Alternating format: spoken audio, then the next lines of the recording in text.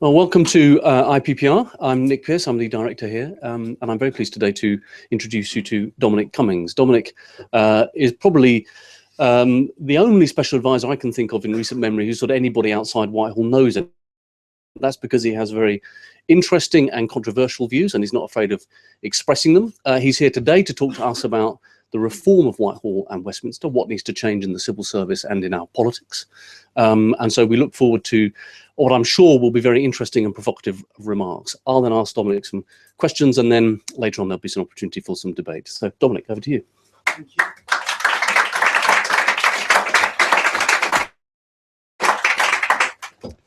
I'm happily unemployed, very happily unemployed at the moment. So I've got lots of time for question and answers later on. If people, I can keep answering questions as long as people would like me to afterwards. So over the next 6 months or so, everyone's going to be focused on the election. But one of my basic points is I don't think it really matters what happens in the election, that it won't really change some very important fundamentals. Whoever, whether it's Cameron or Miliband who get in, we're going to have someone with very similar education, very similar experience, very similar intellectual outlook. Neither of them know how to prioritize. Neither of them can build a serious team. They're both surrounded by these dysfunctional teams all day, every day. They don't know how to get anything done. They've not had experience in an organization, watching anyone who really knows how to get anything done in a real alpha organization that's well managed. They don't understand why Whitehall around them doesn't work. And whichever one wins, we're going to have someone who looks at things, I think, with quite a narrow short-term party advantage and obsessed with just trying to get through the next news cycle or a few days ahead. That's certainly how Number 10 operates, and looking at Miliband's operation now, I think it doesn't make much difference which of them get in. So I think we need to do things differently, but I want to put how I think we should do things differently in a broader context of just Westminster and Whitehall. So I'll talk briefly about some fundamental aspects of how the world works, why some aspects of human endeavours work better than others, compare that with Whitehall and Westminster, and talk about what the core of why the systems don't work. Have a think about the scale of the problems that these failing systems have to cope with, and then talk about what I think we should do to change it. So the first section on this, the fundamental aspects of how the world works. It's a very simple point, but very important one, I think, about sheer complexity.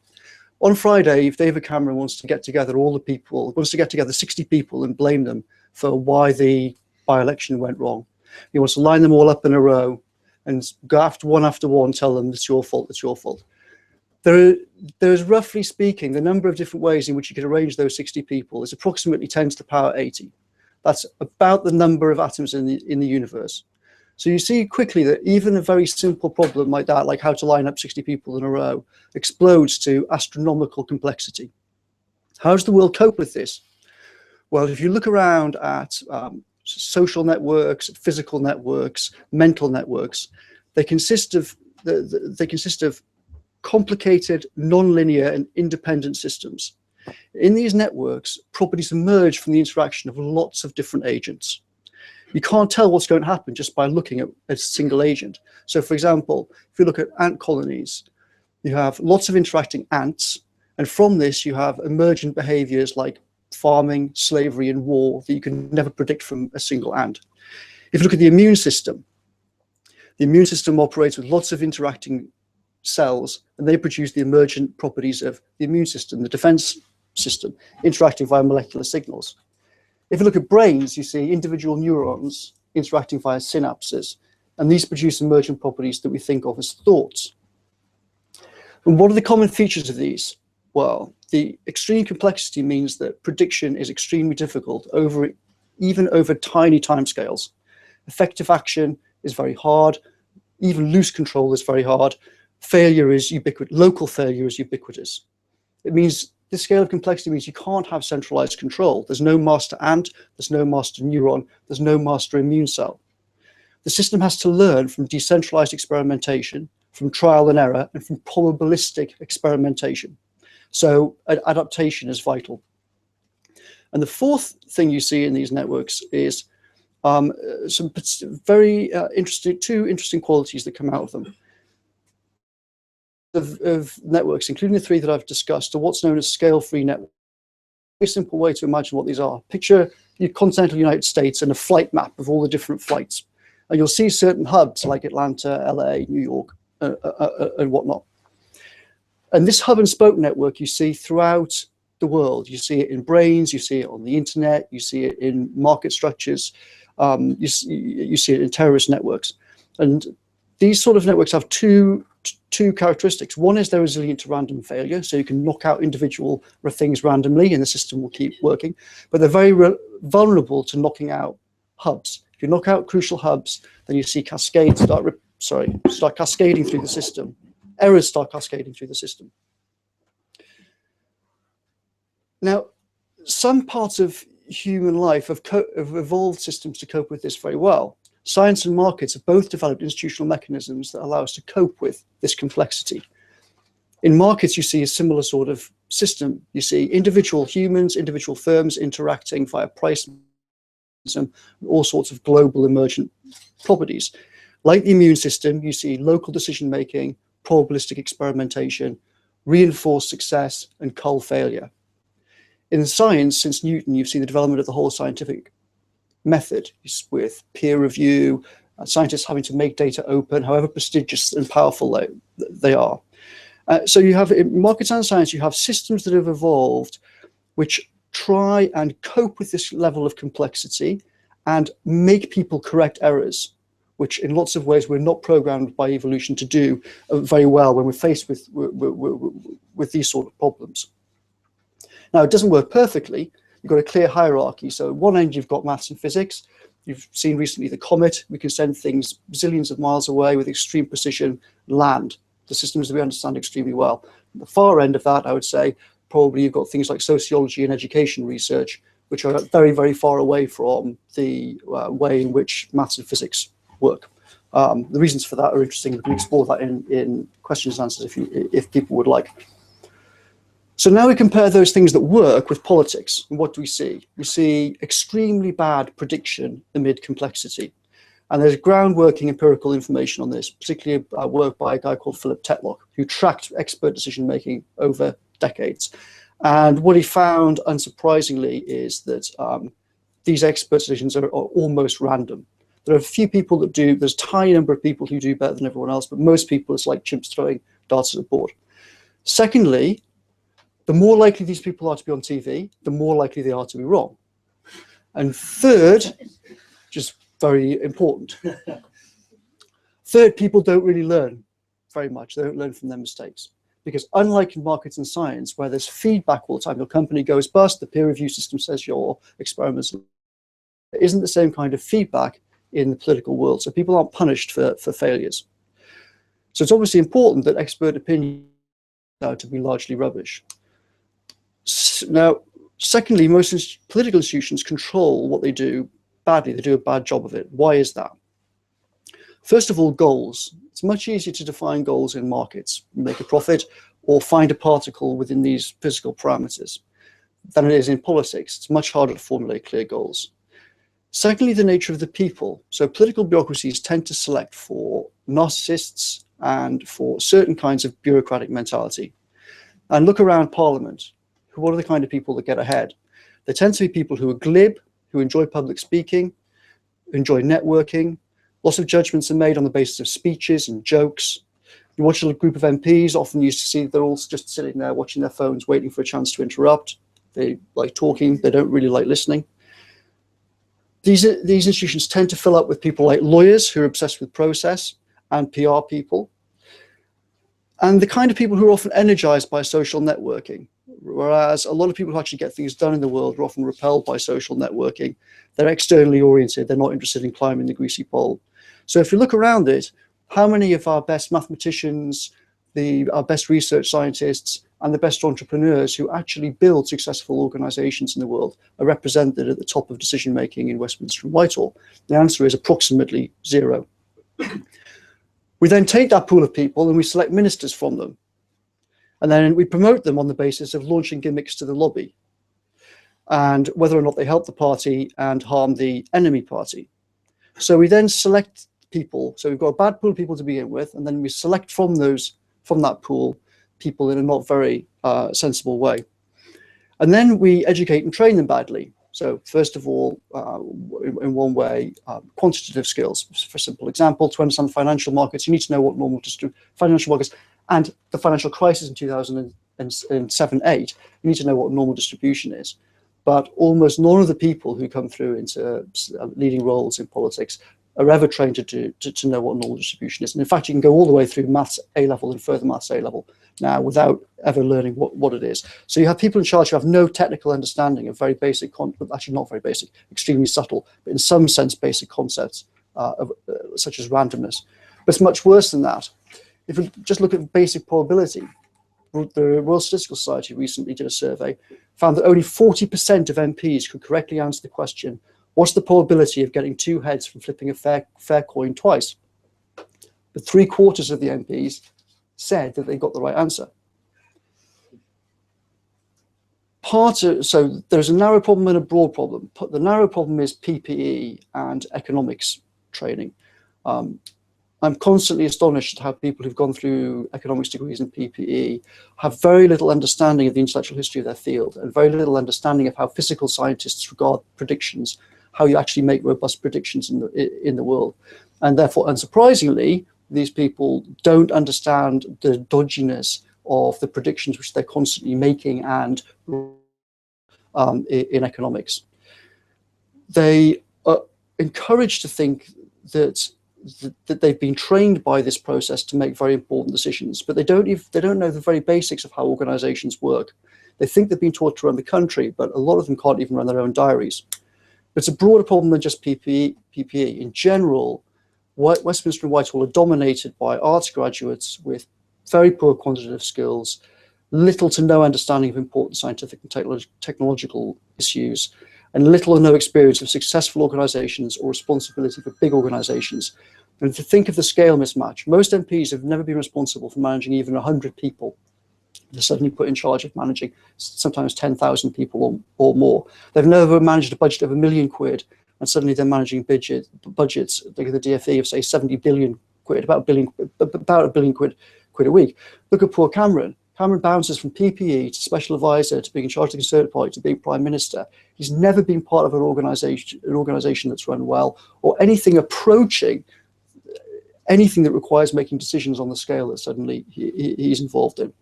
And there's no training systems in Whitehall that can begin to cope with this. So then you take this poor minister and you think, okay, well, what are the tools that they've got? So think who the big CEOs that we think of the last few years, people like Bill Gates, Steve Jobs, Mark Zuckerberg, these kind of characters. All of these people can hire, fire, promote, and train their teams. But no minister has the power to do any of this in their government department. So you have often the wrong people with bad education and training for the systems that they're supposed to cope with, no experience of the scale of the system that they're suddenly in charge of, and they have to do all of this without any of the very basic tools that someone like Bill Gates would say instantly, well, how on earth are you supposed to be responsible and manage the system? So it's unsurprising that lots of these things go wrong. On top of that, they're not allowed to have any help because one of the civil service is extremely effective, tries very hard and is largely I would say 99% effective of keeping special advisors and other people out of the business about appointments and those crucial decisions. And that brings us on to civil service and HR systems. The people who are promoted tend to be people who protect the system and don't rock the boat. A lot of young people who care, work hard, are often disillusioned quite quickly and leave. And the ones who play the system and focus on personal goals, not the public interest, often tend to be the ones who are promoted. It promotes people who focus on being important, not getting important things done, and it ruthlessly weeds out people who are dissenters, who are mavericks, who have a different point of view. So if you have an entire institutional structure that selects against the skills of entrepreneurs and successful scientists, don't be surprised when the people in charge can't solve problems like entrepreneurs and scientists. In organizations that work very well in the world, you see people that care, they try hard. In large parts of the civil service, the whole HR system encourages the opposite. Almost nobody is ever fired, but more important than that, everything pushes against a culture of responsibility and excellence. Failure is absolutely normal. It's not something to be avoided. Time after time after time, I would be in the department and we'd be leading the news, and you'd look at the TV screen here saying, Gove, latest Gove disaster, Gove botches X. And you'd look through the glass screen and you'd see the official responsible for it in the lift, pottering home at 3:30 in the afternoon, doesn't care. Why not? Because failure is normal. It's not something to be avoided. And the HR system reinforces that. Why did we ban announcements on Mondays? Because you can't assemble a team reliably on a Friday. Between flexi hours, compressed hours, and a culture which says it's perfectly acceptable just to go on holiday the day before an announcement that you've been working on for the last 6 months, it's very hard to get the people who are responsible for something in the same room. So we just had to ban announcements on a Monday, because otherwise you knew that everything would fall apart.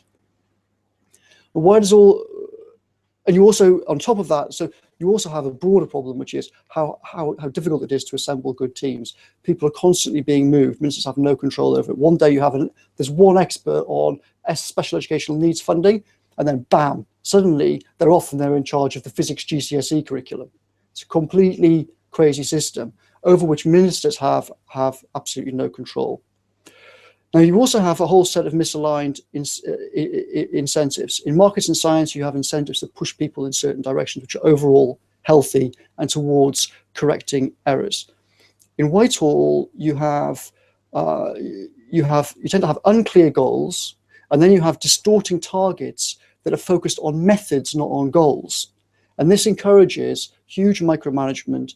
It means that perverse incentives create all kinds of distortions in the system, and then to cope with that, decisions are sucked all the time upwards to the supposed wise chief at the top of the hierarchy, who's supposed to sort this out. The exact opposite of what happens in healthy organizations.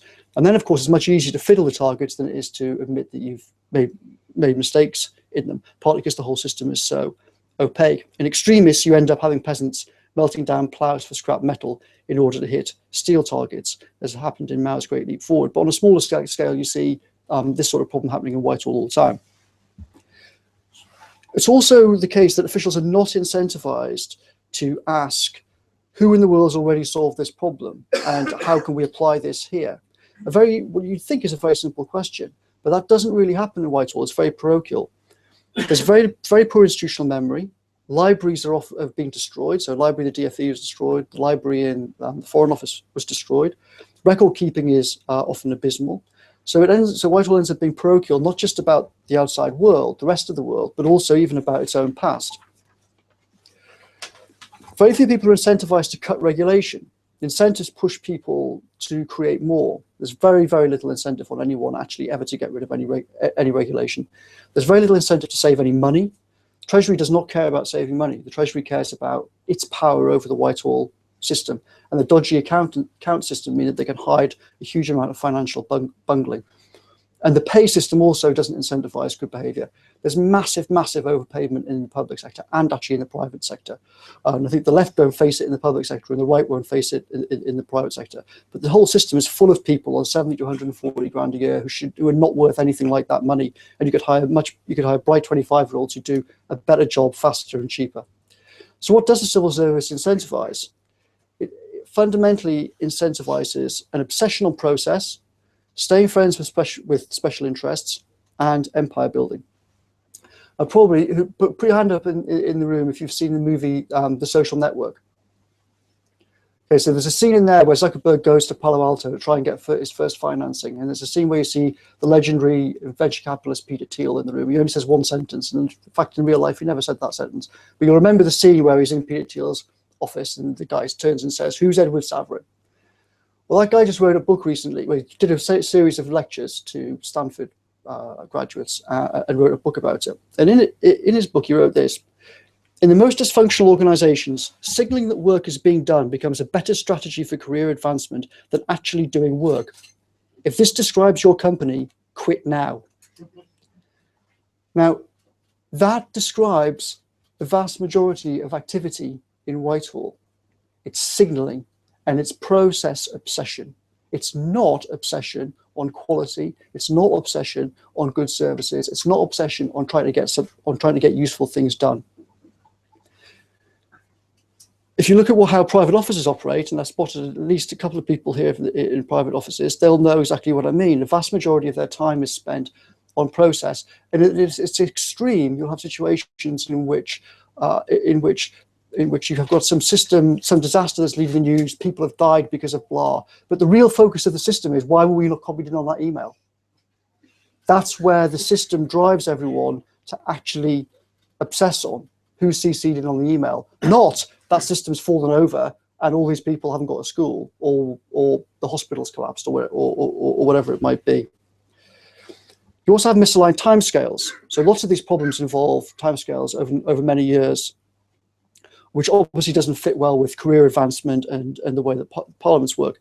We're always told capitalism is extremely short term, but if you look at how Silicon Valley operates, the founders of these companies are incentivized to think about more than 10 years from now, because that's when most of the profits of these companies will make. Most profits from a successful startup in Silicon Valley come after a decade. So they're actually thinking about that. In Downing Street, you're lucky if they're thinking 10 days ahead. So you have very, very big problems regarding timescales. And finally, some basic issues about skills. A lot of people doing policy are not suited for doing policy. The quality of project management in large parts of Whitehall is awful. Project management's not on the SPAD code, but that took more of my time than anything else, just trying to drive projects through the system, because the system itself is not set up to do that well. All sorts of very basic skills have gone the journey. So even just basic correspondence is very hard to get right. When we started off, more than 9 out of 10 letters were sent back because of basic spelling mistakes. And unfortunately, it was roughly speaking, it changed from about 2012 onwards, but it was roughly true at the start to assume that every budget you look at will be wrong, every contract process will go wrong, and every procurement will blow up in your face, and legal advice will probably be wrong. So if you can't procure things in your own building properly, what are the odds that you're going to procure things effectively for 20,000 schools? The odds are very small. And that's why you see constantly, whenever you see the same cycle of inquiry over and over again, why did this go wrong? And the answers are always the same. So-and-so signed a duff contract, but then so-and-so moved. And then the person in charge says, well, it's not my fault because I wasn't there then. I've taken over this process. And the cycle constantly repeats. If you want to see faces shocked in Whitehall, then when something goes wrong, suggest to them, we want to pursue the people responsible to their new job in a new department. And the reaction is along the lines of, oh my God, Dominic, we couldn't do that. If we did that, where would it all end? Which just about sums it up. So finally, you have all of these individual problems, but then lots of them sort of smashed together. You have problems with the EU procurement rules, things like that. You have problems with the European Convention on Human Rights. You have a problem with how internal legal advice is incentivized inside the system. You have civil service HR, and you have judicial review. And all of these problems interact in very nightmarish ways that make it very difficult to solve things. So you're constantly faced with things that go wrong, that all of those different elements will feed into the problem. And almost none of them do the ministers actually have any really direct control over. So I'll just very briefly talk about, so you have this huge system in Whitehall. In my opinion, it's largely dysfunctional for the various reasons that I've suggested. It's sort of programmed to go wrong. There's no way it can work. There's no reason to expect it's suddenly going to change tomorrow. How can it? The whole wiring of it means that you're going to keep seeing the same kind of problem over and over again. So you look at the sort of things that this system is going to have to face. In Britain, you've got huge debts, you've got massive, wide variation of performance in public services, you've got huge dependence on financial sector, which is appallingly regulated and programmed to blow up periodically. If you look around the world, we've got familiar issue about a couple of billion Asians joining the economy, but you've also got a couple of billion people about to be born who are going to be moving into cities. It's going to be, it seems, more cities being built in the next 30 years than the entire building in the whole of human history put together. These people are going to be mobile, which we're already experiencing some of the effects of that. There's going to have huge disruption to existing markets and businesses, huge demands on pension and health systems, and huge demands on energy and other resources. At the same time, you have some extremely disruptive technologies hitting, from genetic engineering to artificial intelligence, which I won't go into. But overall, you have, it seems to me, a very powerful mismatch. On the one hand, you have the scale and complexity of these problems that are hitting the world. On the other hand, you have this institutional system and people who are supposed to cope with it. And there's just absolutely no way that these two things, that this combination is not going to produce crises and frequent spectacular failures. So what do we do about it? It seems to me that fairly obvious that neither of the political parties, none of the two main political parties now really have a clue what to do.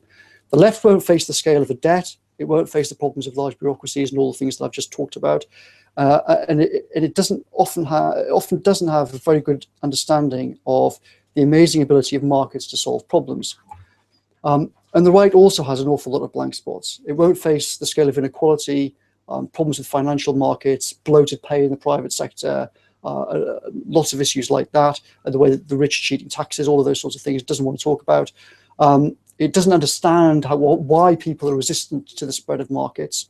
And lots of people seem to think, well, can we not just go back to the old world, get out of the EU and put up the borders and go back to a world pre-1914 in which you have mutually antagonistic nation states competing with their national self-interest. That's quite a good world.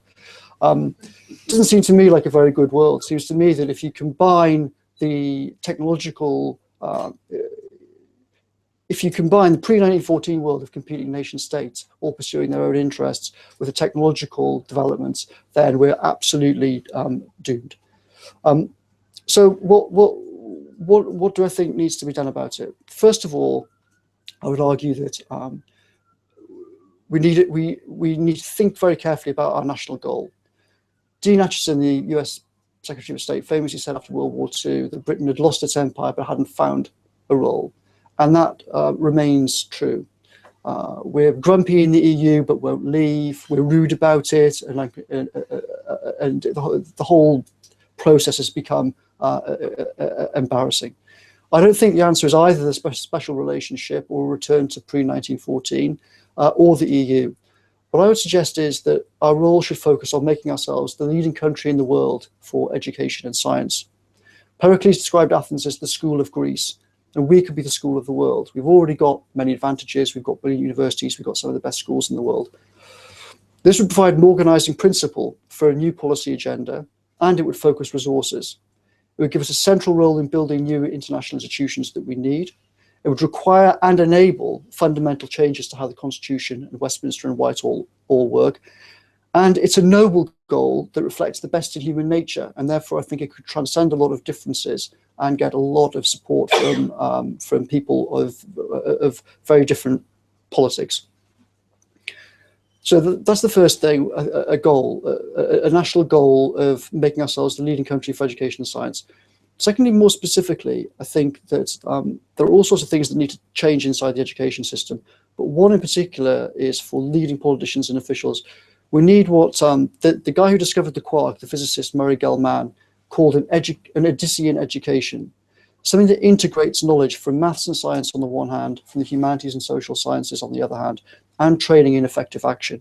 The current systems, as I discussed, I think don't work, and we need new ones. We need new degrees instead of replacing things like PPE.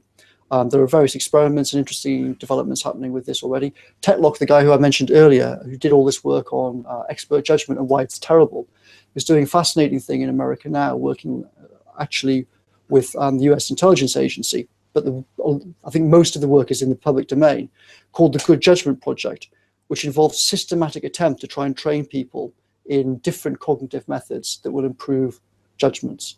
And lots of it's relatively simple stuff. And it's had dramatic results, much more dramatic results than people ever thought was possible. And I think that's very, very encouraging. So that's item 2. Third, in terms of institutions, at the moment, our institutions are not focusing expert attention on the important problems. The most obvious example is in the financial markets. We have the cleverest people in the world, educated at vast expense by the taxpayer in maths and physics, and then we funnel them into high-frequency algorithmic trading systems, which is where a massive number of them now are getting sucked into. It's absolutely crazy mismatch between the importance of the problem for humanity and the nature of the people that we're pushing into it. So we need to change how institutions work so that they're actually incentivizing the cleverest people, the most able problem solvers, to look at the problems which we know are the most important. And I'll finish just by talking briefly about some specific changes to Whitehall. The first is a sort of mass refocusing. So when Steve Jobs came back into Apple, when it was nearly bankrupt in the mid-90s, first thing he did was bin a massive amount of what they were doing. He came in and said, right, you've got something like 30 different computers. There's going to be 4 computers. We're not doing printers. We're not doing this. We're not doing that. We're not doing the other. All closed immediately. And he shut it down and had ruthless simplification and ruthless focus. And that's the sort of process that needs to happen in Whitehall. It's totally disincentivized now inside the system. Secondly, we need to think about we have to reorient Whitehall to think about how to incentivize goals, not micromanage methods. So if you look at what's arguably the most successful bit of bureaucracy in the Western world in the last 40 years is DARPA, Defense Advanced Research Projects Agency, which built the internet and stealth fighters and whatnot. Some interesting features about how it works. It's totally outside all normal Washington rules of procurement, HR, etc., etc. And it doesn't have its own labs. What it has is it has goals, and it hires people in specific labs to do specific things, and then it very ruthlessly culls after a few years and says, failure, stop, success, reinforce. So we know that there are ways in which we can change how bureaucracies work to have much higher performance than they currently have. Third, a very simple thing, is we just need to massively reduce the number of people in the system. When we said in the DFE, we're going to reduce it, everyone said, oh my God, the whole system will fall apart. But in fact, getting rid of thousands of people in the DFE system improved performance considerably. And I'm absolutely convinced that if you cut the DFE by another half or even more, ideally, it would also improve. And I think that's true across Whitehall. Fourth, end this whole human resources system that currently makes it impossible to hire, fire, and train people intelligently. The whole system needs to be binned. Fifth, end the concept of the permanent civil service in general. I think it's an idea for the history books. In particular, I would get rid of the idea of permanent secretaries. At the moment, a permanent secretary has a role that's a combination of a chief policy officer, chief policy advisor, a department CEO, and a fixer. And it's a crazy combination. You're asking people to have the skills of Michael Quinlan, the famous official at the Ministry of Defense, to draft policy, combined with the skills of Bill Gates, combined with a Machiavellian character to make everything just smooth out at the edges all day, every day, as things just about teeter off the brink. It's crazy to expect that we're going to find all these people that can combine all of these three things. It's misdefining the role. So what you should have is a chief policy officer for the department, and I think it would be good to have a very, very, very small team that fulfills that role, preserves institutional memory, has proper libraries, runs proper records. But this chief policy advisor, who I think should be a very prestigious role and a well-paid role, should have no responsibility for management and implementation. They're a policy advisor only. And move all the idea of a CEO or a COO of the organization to a completely different position. Next, the unglamorous process of rebuilding core skills from correspondence to spreadsheets. Whitehall's MPs and officials are constantly giving the rest of the world advice on skills gaps and what they should do about it. It needs to start looking at its own skills gaps. Next, I think number 10 the whole cabinet office structure and the number 10 structure is completely broken. Anyone who has to deal with it knows that the system is absolutely dysfunctional, and that has to change very, very significantly. Next, open things up very radically. You see in the science world now, mass collaborations have changing all sorts of things, from things like polymath, where you now have mathematicians solving problems collaboratively, or the Foldit program on PlayStation. There's all sorts of things which are changing the world in science, and tools that are being developed. Those tools and those methods should be imported into Whitehall. Next, greater cognitive diversity. The Prime Minister should be able to appoint whoever he wants as a minister. And there's a very simple mechanism, I think, for doing this. You whack them in the House of Lords, and then you give Lords rights of audience in the House of Commons, and you strengthen the select committee process. And I understand, having talked to some old timers in the House of Lords, that you could maybe do this very, very quickly. So that would be on my to-do list if I ever managed to successfully get control of number 10. One of the first things I would do would be some orders in council whizzed through at 2 a.m. that gave the Prime Minister the right to do this. So on the one hand, bring in people from wherever and make them ministers, whack them in the House of Lords, which would help as well with the division and have the legislature far more just as a legislature. Bring in the other aspect that needs to be embedded much more carefully is scientific advisors and the whole business of evidence-based policy. That needs to be put at the heart of how secretaries of state operate, rather than an add-on, or like in the EU, something which you can just simply abolish if you don't like it. You've got to shrink the cabinet. I've almost finished, don't worry. Shrink the cabinet. The idea of a cabinet of over 30 people is complete farce. It should be maximum of probably 6 or 7 people. Break the power of the Treasury. The Treasury, as I said before, doesn't care about saving money. The government account system is based on funny money. The spending review process does not work at all. And I think the next spending review, if they try and do another spending review with the current conventional process, given the numbers that they face, is going to be absolute nightmare for whoever tries to do it. And finally, Warren Buffett's proposed something very interesting in the corporate world, which I think we should think about. He was talking about the problem whereby egomaniac CEOs pursue takeovers of businesses because they get massive kickbacks from it personally. And he said, "It appears to me there's only one way to get a rational and balanced discussion. Directors should hire a second advisor to make the case against the proposed acquisition, with fee contingent on the deal not going through." This seems to me to be an extremely cunning idea, and something like that, proper red teams in Whitehall that are institutionalized, that can't be easily cheated. Of course, the CIA famously closed down its red team on WMD in Iraq. So these things are very hard to do in politics, but I think we need to think about changes to the system like that.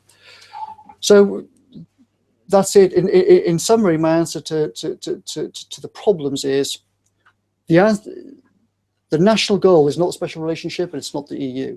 It's making Britain the leader for education and science. We need to reorient Whitehall in order to achieve this. We need very different education and training for senior politicians and civil servants.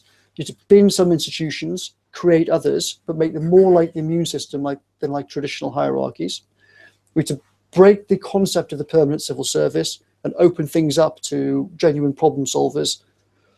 And people will say it's impossible to do this, but people told me that lots of things are possible. People said you'll never beat Blair on the euro. People said you'll never get more than a fraction of your crazy plans through the DFE.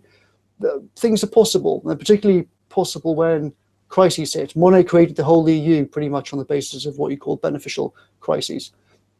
And because of the nature of the world and where things are going, I think we're going to be seeing lots of beneficial crises shortly, which will enable us to change things along the lines that I've suggested if we want to. Thank you very much.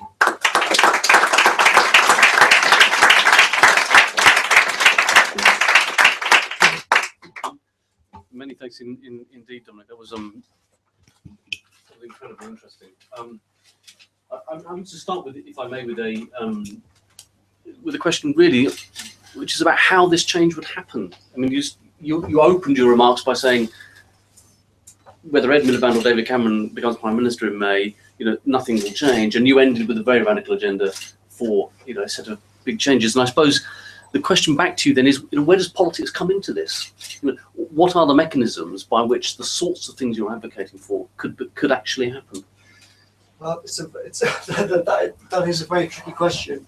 I'm not, as I said, I'm not enormously hopeful with the current people. But the British system is so flexible, and I think the scale of the crisis is so big that some sort of change is going to happen. I personally think it's possible that both leaders will be gone within the next 18 months.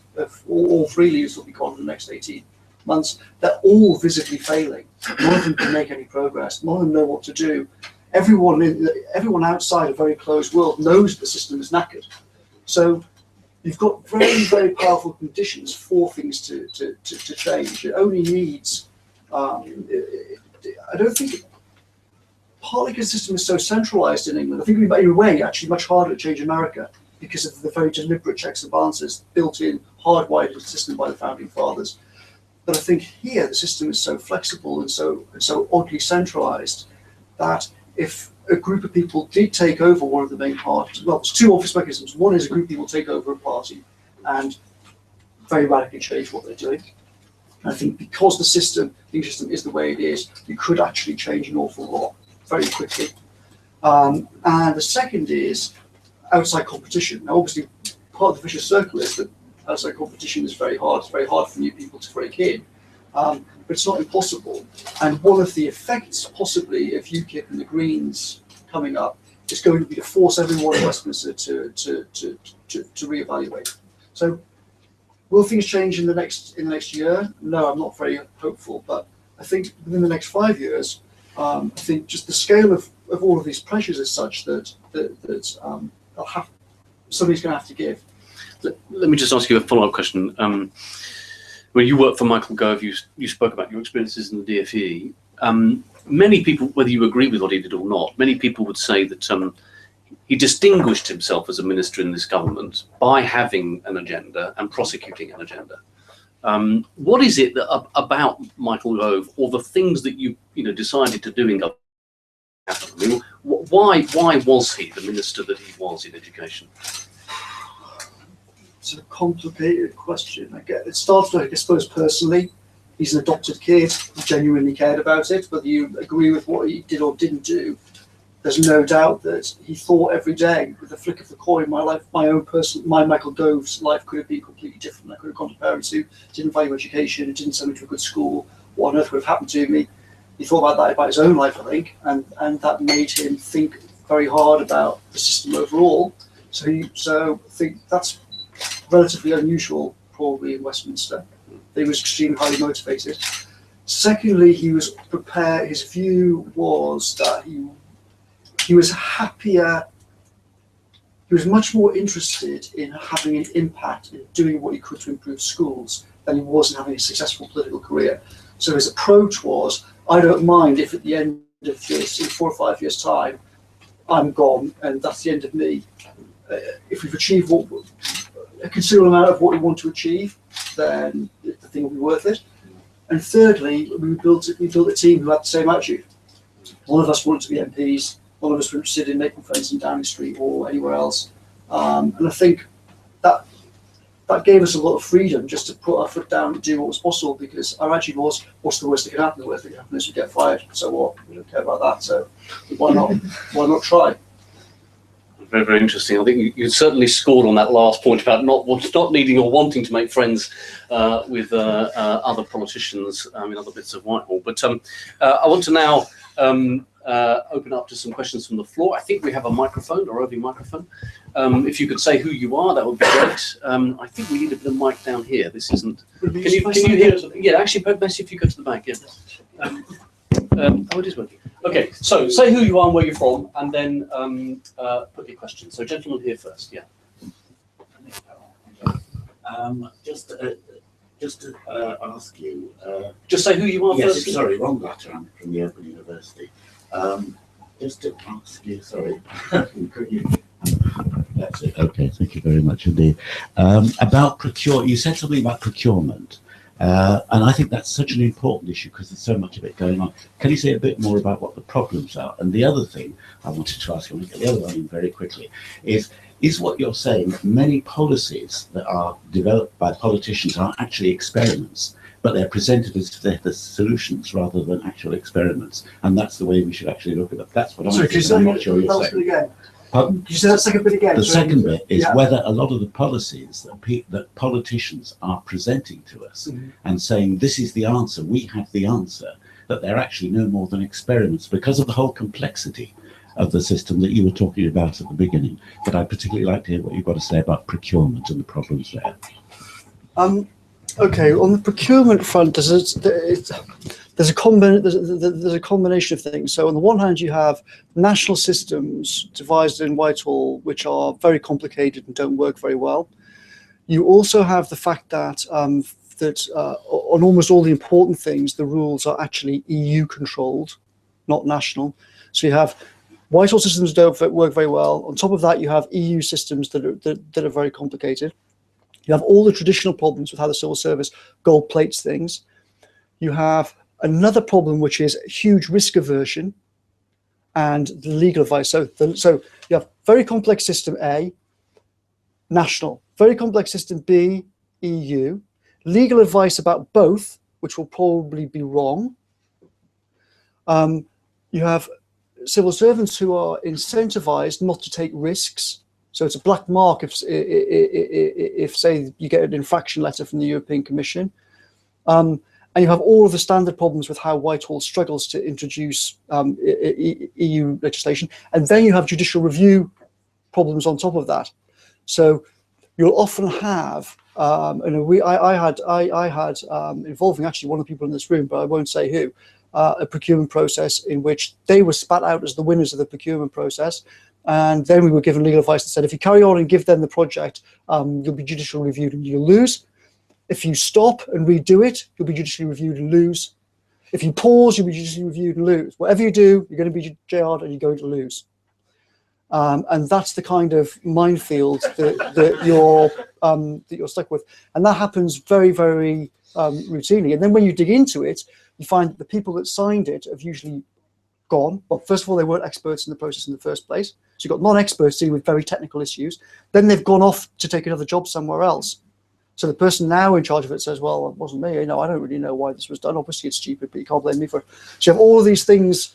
You have HR, judicial review, legal advice going wrong, national, EU. You have all these different things interacting and in ways which no one really has the authority to break out of. The Secretary of State can't say, and the most that we did really to break out of this problem was to just go and hire top-notch lawyers from outside. Almost the only budget, if not the only budget we increased in the DFE was the lawyer budget, because it was much easier to go and just hire the absolute top-notch specialist on some branch of EU law, get a decision like that, but also from someone who could say, we could task and say, our goal is to achieve X.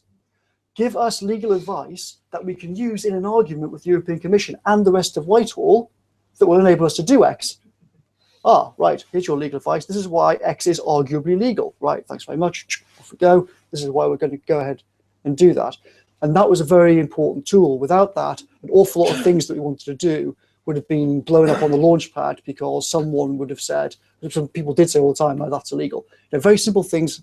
Sorry, I'm straying off point, so I'll shut up there. Your point about experiments, I don't really understand what you mean. If you mean, are they sort of accidentally experimenting, you don't really understand what they're doing, then yes, that's true in various ways. I think it would be better probably if people were more explicit about experiments when they're doing it and said, we don't know what the answer to this is, therefore we're going to experiment. And if it works, and here's a robust way of evaluating it, we'll press on. And if we don't do it, then we'll immediately bin it and the people involved in the project will stop being involved and stop being paid. That's how DARPA works. That's why DARPA is such a success. It doesn't create these institutions that then have a bureaucratic life of their own, which just keep saying, oh, well, just keep funding us forever. Then they become permanent parts of the system. Okay, so I'll take a few if I may, sure. Dominic, just to, so right at the back, then Julian, and then gentleman at the front. So 3 questions, yeah. Thanks. Really interesting talk, Dominic. Daniel Kremen from King's College London. So I was keen sort of observer of your sort of time in DFE in my old role, and one of the things that I thought was really interesting was when Michael started to kind of get real traction was when he got the right people appointed to lead certain reviews, people that you could trust to get on. Certain reviews, you say? Certain reviews of the key sort of there's key policy frameworks where you actually needed to make changes, you needed to make the case for it. So people like Alison Wolfe, for example, with vocational education, getting the right people appointed from that external world is really important. But the other thing that I think Michael did that was really interesting is his non-executive directors for the department board and some of the other, so at that NED sort of role within Whitehall, the challenge that provided to the department, but also more informally, the way that he was able to leverage expertise from certain head teachers to come in and challenge that conventional thinking was really good. Why do you think that doesn't happen more widely in Whitehall? And what do you think are the sort of the ways to unblocking it? Because I look at most of the other NED sort of structures in Whitehall departments, and you don't have that sort of same caliber of people as the sort of the John Nashes that were coming in, the Theodore Agnews. It's not so attractive to get people coming in and being part of Whitehall departments. It tends to be people as well, often at the very end of their career, who often played it safe. Yeah. Okay, thanks very much. And then Julian McRae here. Yeah. I'm Julian McRae from the Institute for Government. I came into Whitehall about 10 years into my career. So there were various things you were throwing out there which were really reminiscent. The obsession with CC lists, which is vaguely bizarre when I got there, and I became totally minded of it when you were in. I'm just really interested in two of the sort of changes that you picked out. One was around Treasury and the spending review. I think most people who look at this know that you cannot run that spending review process in the same way again, including, I think, some people in Treasury. But they're really struggling to articulate, or what actually should we do? How can we run it, given the real constraints of politics that play into spending reviews? So just be interested in your thoughts of, well, what's a solution to that? The second one, a lot of the quality, at least on the policy-making side, Chris Wormald, the DFE PermSec, is leading a lot of work across the civil service at the moment to try and increase the quality of policy making in Whitehall. I was just interested in what your thoughts were about what Chris is doing. Is that the right direction? Is it kind of missing the point? What do you think about that? Okay, thank you, Julian. And then gentleman here at the front here. George Jones, LS. I agree very much with what I think is your main theme, that British government is over-centralised, that the centre can't deal with the complexity, and you need to decentralise to hubs. 2 points. You said that we all know that the Cabinet Office number 10 link is dysfunctional, but I'm afraid we don't all know, because that's one of the hidden areas.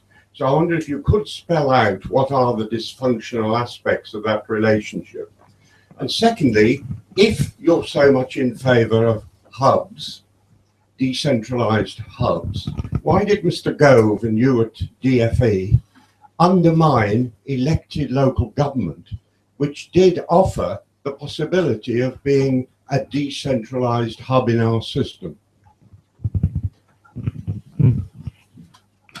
Okay, thank you very much. Okay. So the first question, yesterday, the importance of bringing people in like Alison, and also the NEDs. Other people have said to me that the way that our NEDs worked was no one else really has done the same thing. I don't know if that's true or not, but certainly they were extremely important. I think probably the main aspects of it are just very simple, really. They were determined people and high quality people, but also we made clear to the department that we expected senior officials to work closely with them, and we gave them specific things to do. So in many ways, our NEDs were almost like more other junior ministers. And they were obviously not called that, but in lots of ways, they are, particularly Theo in the academies system.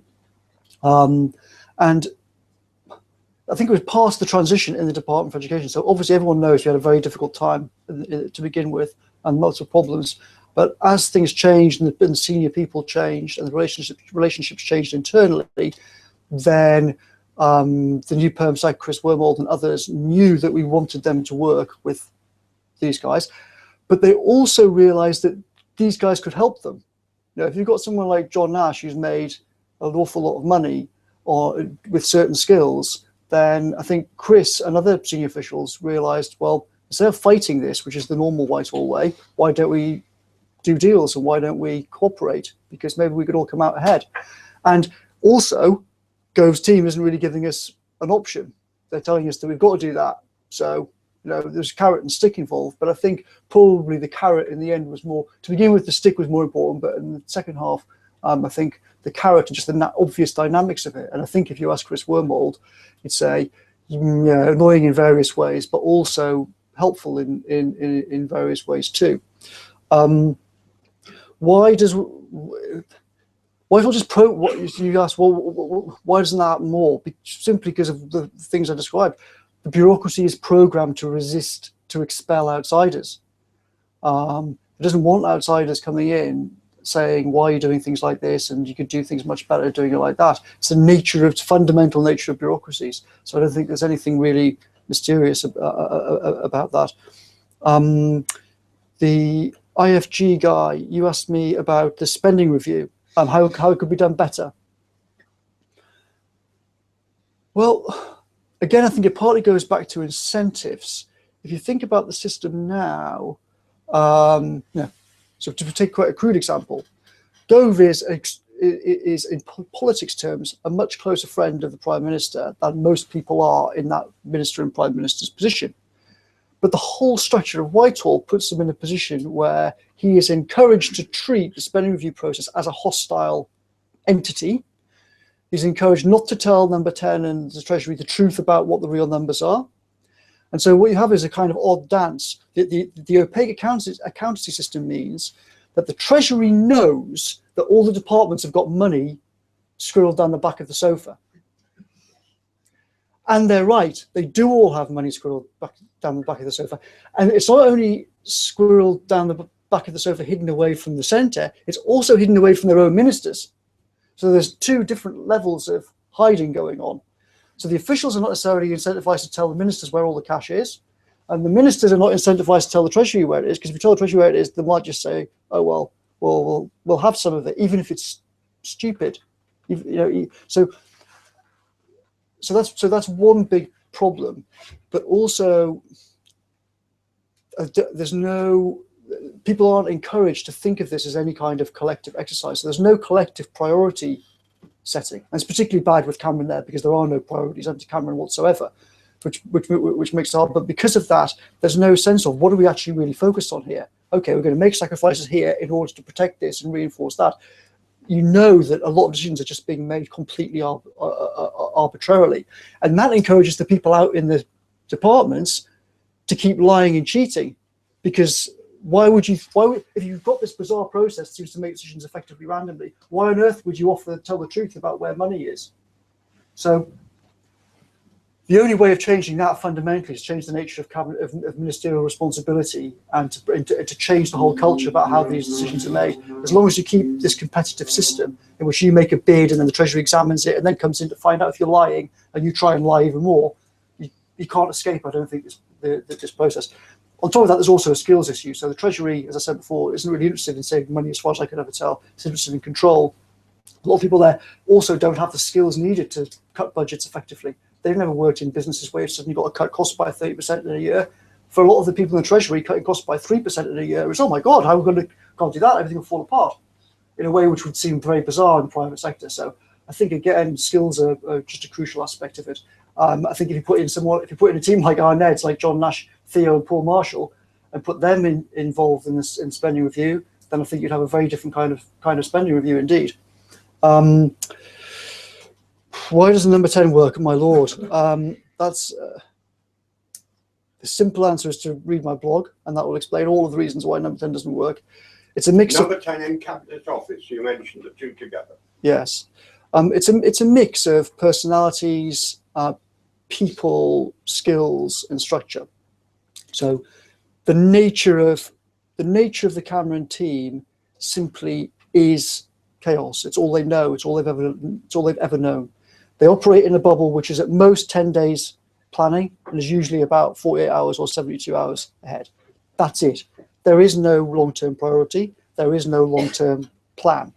So you have the central people operating with that kind of culture, and they don't think anything can change. They just think that's politics. They're completely astonished if anyone says, what on earth are you doing? You could do this differently. They have no idea what you're talking about. Fundamental people who are the Prime Minister's advisors are Ed Llewellyn and Craig Oliver. Both of them are totally and utterly useless. It's not their fault. They're just in the wrong job. They've been put in the wrong job. It's not their fault. The fault lies with Cameron for having put them there. So if you have the Prime Minister who has no sense of priorities and can't manage his way out of a paper bag, and then his two chief advisors are people who've never run anything themselves, don't know what they're doing. Craig Oliver running around with this ridiculous grid in which he's worrying about Twitter and the news cycle for the next, for the next 3 hours. Of course, it's going to be a farce. Of course, you're going to see what you see all day. It can't be anything else. And then you have the Cabinet Office system internally, which also doesn't work and which doesn't connect properly to the number 10 system. So you have a totally dysfunctional number 10 system, a dysfunctional Cabinet Office system, and the connections between them are complete chaos. Hence you have the Prime Minister bumbling out of EU press conferences, making up his own media grid on the hoof, saying, stop this announcement tomorrow morning, do this, we're not going to pay this bill, oh, we are going to have to pay it. That is normal. It's not abnormal. And a big part of the reason why people can't understand what's happening in politics is they keep looking at it thinking this must be some aberration. Somewhere there must be some quiet, calm centre, like in a James Bond movie where you open the door and that's where the ninjas are who actually know what they're doing. There are no ninjas. There is no door. What you see is all you get from those people. So it's partly people, it's partly skills, and it's partly structure. Local government. Well, my argument on that would be that if a government entity is going to run something, then it'd be better for there to be local government than central government. But there's a fundamental problem with that in England, which you know, I'm sure 1,000 times better than me, which is the problem of how money is divided. Now you have a system which local government is nominally responsible for various things, but it's not responsible for any of the cash, and that's a fatal disaster. It's why so many problems happen. It's why no one really has a clue who's genuinely responsible for what. In a rational world, you would try and solve this problem. In my world, you'd have massive central tax cuts and much more taxation pushed down locally, and local government responsible for far more things. But there's very little appetite for that in the Conservative Party, and I think little appetite really in the Labour Party as well. There's just a vicious circle in which people think to get anything done, you've got to centralise it and try and force it through from the middle, which I think in the long run can't work. But that's what all parties seem to think. The reason why I don't feel guilty about what we did is because what we were trying to do is empower parents directly, and in our ideal system, in which you move to a national funding formula and a kind of pseudo voucher system, effectively, in which people can control, right, I'm going to go here, you get my 5k, but your crap, I'm moving, you now get my 5k. Then you have a system of accountability and responsibility in the school system, which does not rely on politicians making intelligent judgments. And that's what I thought a very important goal of what we were trying to do is we wanted to make the education system, the school system, as independent of the quality of decisions made in Whitehall and Westminster possibly could. There were tensions in that. I was more in that direction than Michael was, and we had disagreements about certain things and how to do that. But overall, that was our approach. I'll take one more round of questions. I know that people still got one. So, gentleman here, and then a gentleman right here. You suggested that one of the things Alistair Smith, University of Sussex, sorry, another academic. You suggested one of the things that could be done with the civil service system is split the role of permanent secretaries and take the chief policy officer role away from the chief managing officer or chief executive officer. Yep. We've had a small experiment in that direction with the split of job between the cabinet secretary and the head of the civil service, and it doesn't seem to have been a huge success. Okay, a gentleman behind.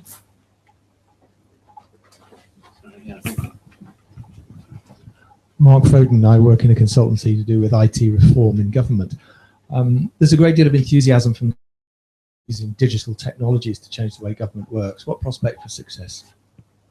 Okay, any more questions? Yeah. Yeah, gentleman here. Yeah. Make that last one, yeah.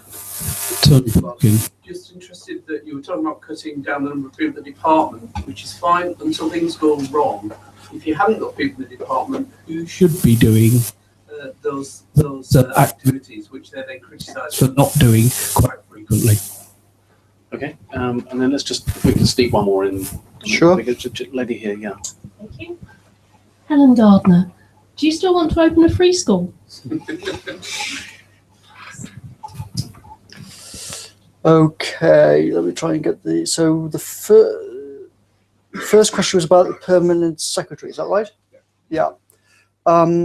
Yeah, so what I'm proposing is you say, here's a CEO or COO of the Department of Education, and here's a chief policy advisor. Doesn't mean that the secretary has to do what this guy says at all, but there would be a permanent role with some senior people, serious people around them to give policy advice. But the COO role could be whoever. If Michael wanted to put John Nash in as COO, then you could just do that. I think there are all sorts of reasons why that would work better. I don't think your analogy with the experiment with Jeremy Hayward is a very good analogy for various reasons. First of all, in that, everyone knows that Jeremy Hayward is in charge of everything.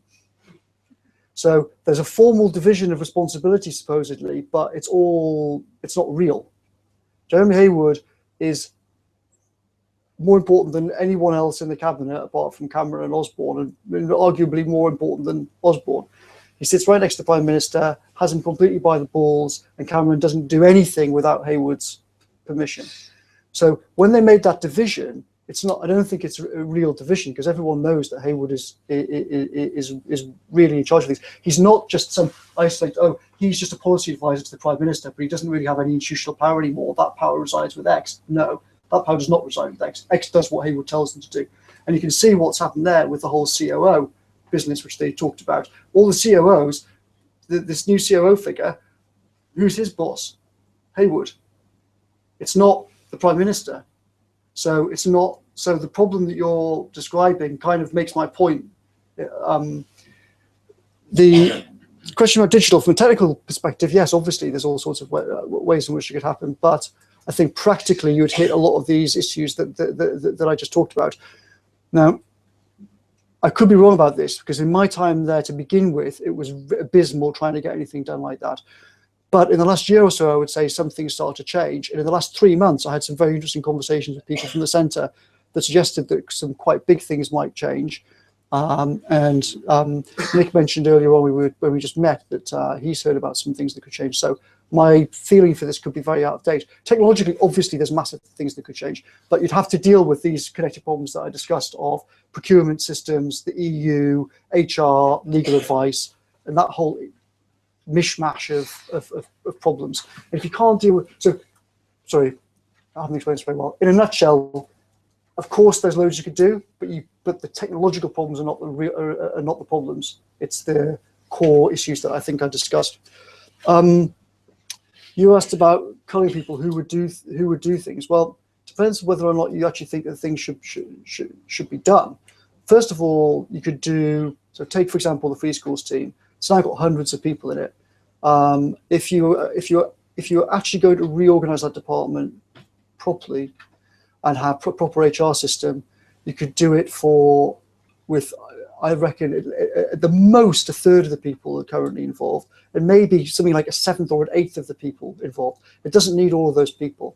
And if you had a much smaller team that was actually properly managed and with a serious HR system, then also a whole load of the problems that currently exist wouldn't exist in the first place. So it'd just be a much smoother and simpler system. On lots of other things, there's a prior question. Should the department be doing that at all? Sorry, that's part of the question. Should somebody else be doing that? And that's a very, in the end, that's a political question in various ways. I would, I'll give you one example. Sort of says quite a lot. When we started, all sorts of things were completely blowing up around us. Couldn't get anything done on X, Y, and Z that were all vital. And all I got in my first 2 months pretty much was memos on why we had to do this, that, and the other on careers. Careers. You've got to create a new career service. We've got to spend hundreds of millions of pounds on careers. No end to careers, endless memos on careers. So we're not doing careers. This department can't even write its own letters accurately. There's no way on earth. The last career service was a complete disaster. We're having to make loads of cuts. We just shut down the last career service because it was such a disaster. We're not starting a new one. It's not on our priority list. We're not doing it. The memos keep coming. Stop sending me memos on careers. Memos keep going. In the end, I have to walk in with a senior official to Michael and say, tell this guy never to write another memo about careers, and we're shutting the whole careers division down in this department, and everyone's going to start working on it. Michael says, that's what we're going to do. Oh, months pass.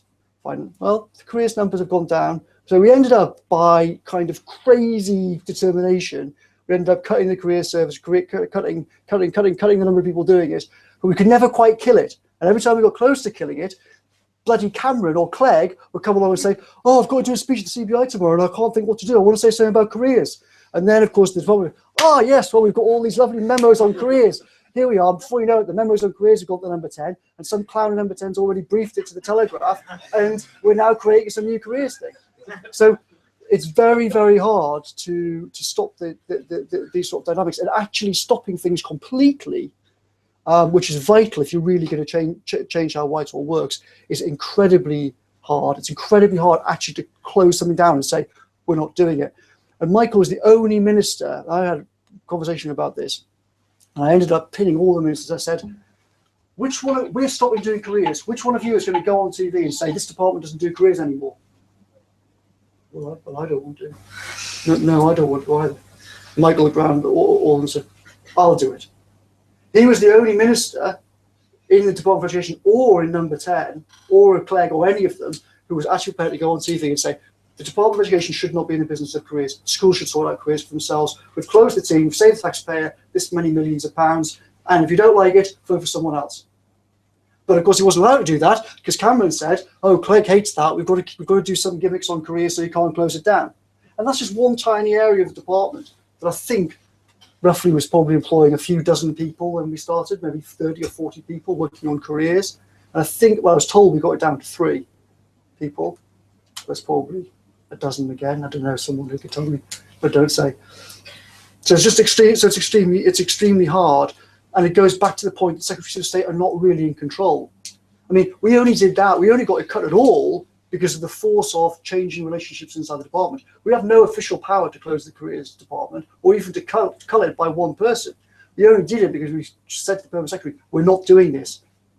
Stop it now. And we've got to make all these cuts. It's crazy to spend all this money on these things, but we actually need this money and these people redeployed elsewhere because of the spending review and because of all sorts of other pressures on us. Last question. Free school. No, I've decided I'm not a good person to say free school. As Clint Eastwood said, man's got to know his limitations. I would be I think I would be a bad person to set up a school. I've helped a few schools get going, and I think that's probably where my help is best used. But I'm very happy to answer more questions if people have got them. Okay, let's take one more then. Yeah. Could I just ask a subsequent question? This complexity thing interests me. What response do you get talking to senior folks around Whitehall about complexity and the problems that it's causing? Do people understand it on an intellectual level, or do they resist it, or what? I'd say by far the most interesting responses I've had have been from Fields medalists and Nobel Prize winners and whatnot, sending me random emails saying, very interesting about blah, blah, blah. What do you think about this? Why does politics not understand? Da, da, da.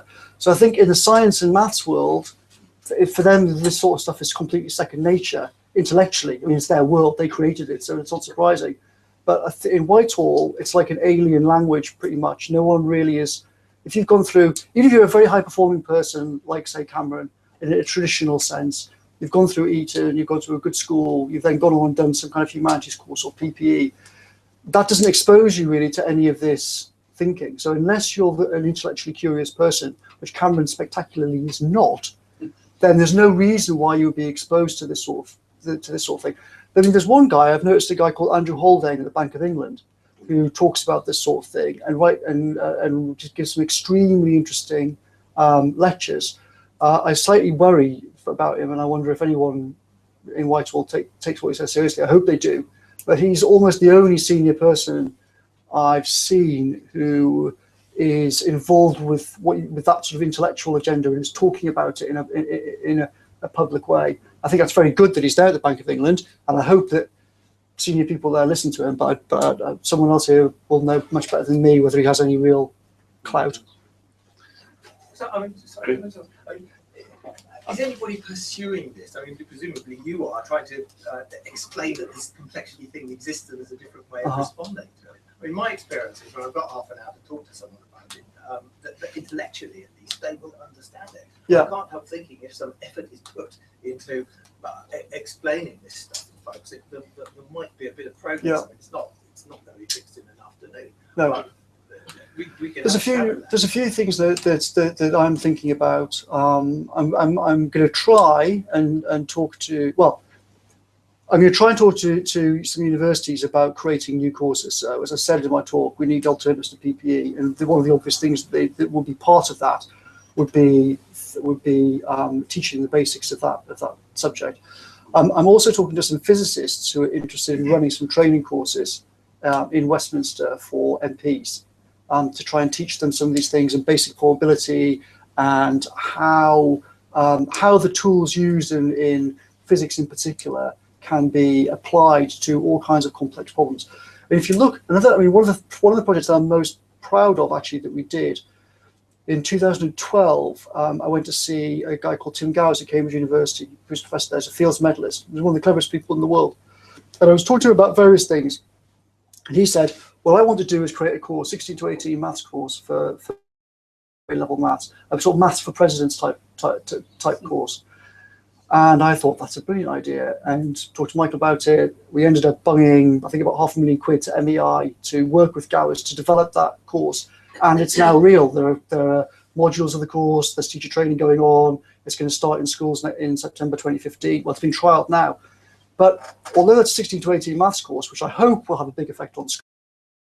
If you go and read his blog, if you Google his blog, a lot of the problems in it are things that you could use in a training course for MPs. So I think there'll be a lot of, like a maths, the most popular course in Berkeley is often voted the Physics for Presidents course. There's a brilliant book on it, which I would advise anyone to buy. And I think there's a huge scope potentially for developing courses like that. No one has to be able to go and do advanced calculus. That's not the sort of thing that I'm talking about. But having basic conceptual understanding of these things and understanding when maths and physics in particular might be able to help you and when they can't, when you're on your own, even just knowing that would be a great advance. But when you have people now who've got no concept of what randomness means or what probabilities, who can't, as that statistical survey showed, just do the most basic questions, and they're voting and deciding on crucial questions of risk involving billions or tens of billions of pounds, you're obviously going to have a lot of things go wrong.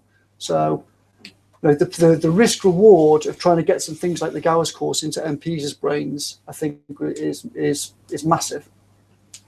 Great. Okay, well, Dominic, thank you very much indeed. I mean, that was really, really stimulating. And I first came across Dominic's work when reading his essay, when published first, I think, via The Guardian. And if you haven't read it, I mean, I defy anybody with a modicum of intellectual curiosity not to find it really interesting. I do encourage you to read it. And Dominic, I would encourage you to set up an Odyssean-free school. I think you'd have a lot of takers for it. It'll be very interesting. And I hope you can come back and talk to us again actually about this central national mission you talked about making Britain the world leader in education and science, because I think that's a very interesting and important idea, and we should explore it further. But can I ask you to thank Dominic in the usual way?